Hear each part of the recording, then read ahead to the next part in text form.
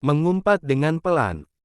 Mungkin karena dia tidak mengerti, mengapa seolah-olah hatinya mengatakan bahwa dia harus menolong Rahel yang sedang tercebur ke dalam kolam renang.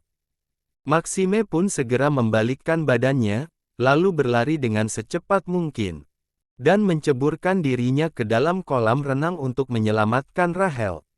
Biur! Maxime menarik tubuh Rahel yang sudah tak sadarkan diri, mengangkat tubuh gadis itu ke tepi kolam. Kemudian Maxime pun ikut naik ke atas.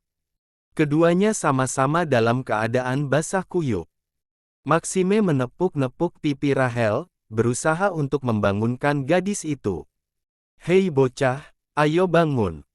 Bocah, cepat bangun." Karena Rahel belum bangun juga, Maxime menekan-nekan dada Rahel, berusaha untuk mengeluarkan air di dalam tubuh gadis itu. "Sit!" Maxime pun mengumpat. Dia belum berhasil membuat Rahel tersadar dari pingsannya, meski sudah menekan dada gadis itu berkali-kali. Akhirnya dengan berat hati Maxime terpaksa harus memencet hidung Rahel, membuka mulut gadis itu, kemudian dia memberikan napas buatan. 1 kali, 2 kali. Terus Maxime lakukan, memberikan nafas buatan kepada Rahel, karena tak kunjung berhasil. Bibir mereka benar-benar menempel. Barulah yang ketiga kalinya akhirnya Maxime berhasil membuat Rahel tersadar. Uhuk, uhuk, uhuk. Hua. Malam ini Rahel menangis sesenggukan, mungkin karena dia merasa bahwa bibirnya sudah tidak suci lagi.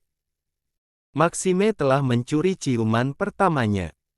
Sehingga sedari tadi Rahel terus menangis di dalam kamarnya. Sesuai kesepakatan bersama, Maxime dan Rahel memang telah memutuskan untuk berpisah kamar. Maxime menghela nafas ketika dia masih saja mendengar suara samar-samar tangisan Rahel di dalam kamarnya. Seharusnya Rahel berterima kasih kepada Maxime, karena Maxime sudah menyelamatkannya. Tapi gadis itu malah mempermasalahkan Maxime yang telah memberikan nafas buatan kepada Rahel. Mungkin karena Maxime sangat jengkel, dia pun bergegas masuk ke dalam kamar Rahel. Dia berkacak pinggang memandangi Rahel yang sedang menangis sesenggukan. Bahkan banyak sekali tisu yang berserakan di lantai. "Sampai kapan kamu akan menangis seperti ini, tanya Maxime, jengkel. Rahel pun menghapus air matanya. Dia segera berdiri dan menjawab pertanyaan dari Maxime. "Om udah mencuri ciuman pertama aku. Padahal dari dulu aku bermimpi aku akan ingin memberikan ciuman pertama aku dengan cowok yang aku cintai, dengan sangat romantis.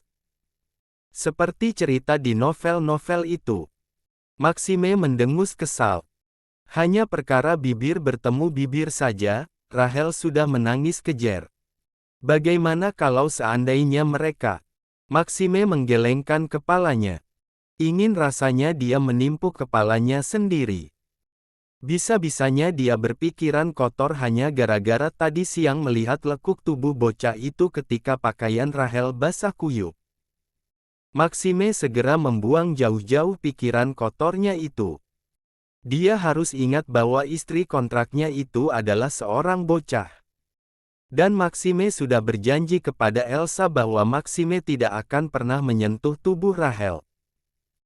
Sehingga Maxime menganggap kejadian tadi siang bukanlah ciuman, melainkan hanya sekedar memberikan nafas buatan.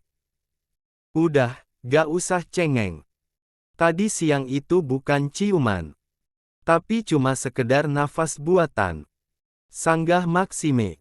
"Tapi kan tetap aja bibir kita udah bersentuhan, Om," rengek Rahel. Maxime menjadi salah tingkah mendengarnya. Mengapa gadis itu sangat polos sekali? Menang bersentuhan. Tapi beda konsep. Seharusnya tadi aku memanggil security untuk memberikan nafas buatan padamu. Dan sekarang aku harus menggosok gigi lagi agar bibirku benar-benar bersih. Setelah berkata seperti itu, Maxime pun memutuskan untuk pergi dari kamar Rahel. Rahel mencibik kesal, dia ingin mengoceh dengan suara pelan, dasar kuyang. Rahel tidak meneruskan perkataannya ketika melihat Maxime tiba-tiba menghentikan langkahnya. Mampus aku. Keluh hati Rahel, sepertinya Maxime tidak sengaja mendengarkan perkataannya. Padahal dia sudah berbicara sepelan mungkin. Maxime membalikkan badannya, dia memandangi Rahel dengan tatapan kesal.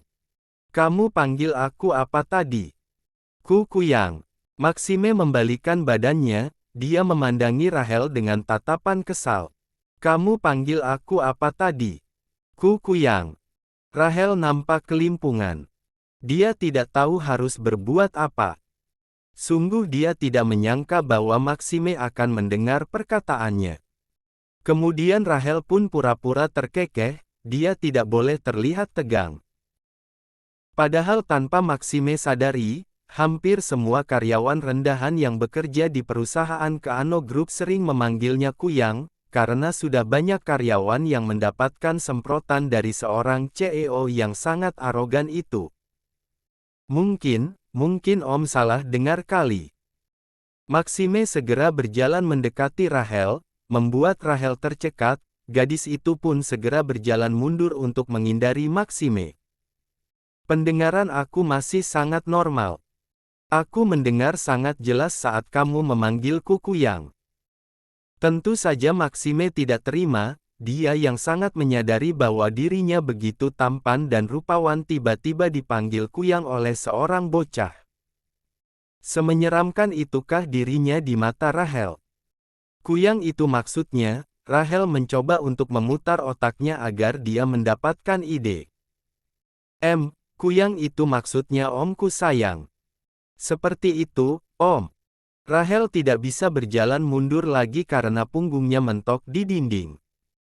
Tapi dia tidak bisa bergerak karena Maxime telah menghimpit tubuhnya, mengunci tubuh Rahel dengan kedua lengannya.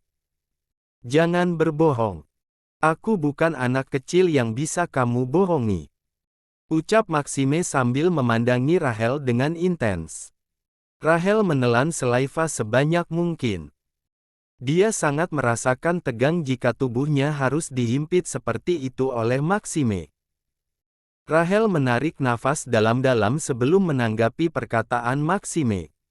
Itu karena kamu sangat menyebalkan. Kamu adalah seorang bos yang sangat arogan.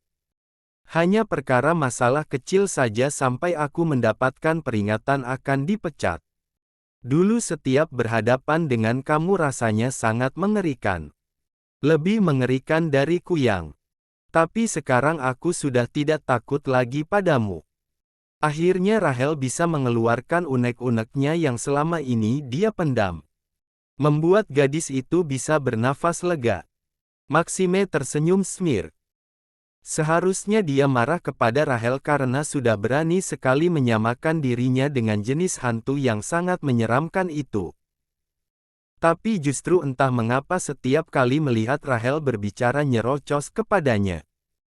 Dia sama sekali tidak melihat gadis itu sedang marah, justru dengan Rahel memperlihatkan ekspresinya yang seperti itu, sangat terlihat lucu di mata Maxime. Kamu yakin tidak takut lagi padaku? Tanya Maxime sambil semakin mendekatkan jaraknya kepada Rahel. Rahel menegang. Tubuh mereka benar-benar menempel. Tapi dia harus berpura-pura terlihat rileks, untuk membuktikan bahwa dia sama sekali tidak takut kepada Maxime. Tentu saja. Aku tidak takut lagi padamu. Jadi kamu tidak bisa memperlakukan aku seenaknya. Melihat sikap Rahel seperti membuat Maxime semakin tertantang. Dia ingin membuat Rahel takut padanya. Kalau begitu bagaimana kalau kita melakukannya? Rahel mengerutkan keningnya. Melakukan apa? Maxime menggigit bibir bawahnya dengan tatapan menggoda sambil memandangi kedua bola mata indahnya Rahel, sesuatu yang harus dilakukan oleh sepasang suami dan istri. Apa kamu takut melakukannya? Seketika wajah Rahel memerah mendengarnya. Tenggorokannya terasa kering. Sebenarnya Maxime hanya ingin menggertak Rahel saja. Dia berusaha untuk menahan tawa ketika melihat ekspresi Rachel yang sangat terlihat tegang seperti itu. Kemudian Maxime pun berbicara dengan pelan. Kamu pikir kamu bisa membohongi aku? Sebenarnya aku tahu bahwa malam itu kamu sudah melihatnya, benar kan? Seketika Rachel cegukan. Mungkin karena dia menjadi teringat dengan apa yang dia lihat kemarin malam. Sesuatu yang besar dan panjang. Rachel memang sama sekali tidak takut terhadap apapun yang di diri Maxime, kecuali yang satu ini. Sangat membuat bulu kuduknya merinding jika mengingat bagaimana bentuknya.